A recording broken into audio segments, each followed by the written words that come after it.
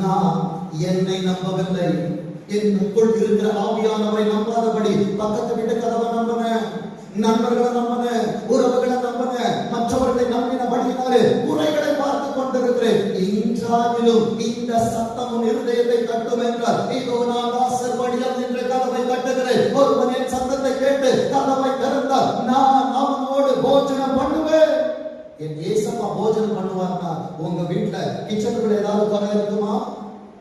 கிச்சன்லயே குறை வைக்காதவர் என் பீரோவுள்ள குறை வைப்பாரா? இன்றைக்கு அவரை நான் கூப்பிடவில்லை, அவரை அழைக்க எனக்கு விருப்பம் இல்லை. இன்றைக்கு உண்மையாய் கூப்பிட்டுப்பார். நீ கூப்பிடுவதற்கு முன்பே இருக்கிறவராகவே உன் கூட இருக்கிறேன் என்பவர் தன்னை உனக்கு வெளிப்படுத்துவார். வேதம் சொல்லுகிற காரியத்தை பாருங்க. நீ அவனோடு பேசிய அவன் வாயிலே வார்த்தைகளை போடு, நான் உன் வாயிலும் உணர்த்துவேன். இன்றைக்கு உணர்வில்லாமல் இருக்கிறோம் என்றால் கர்த்தர் என்னிடத்தில் இல்லை.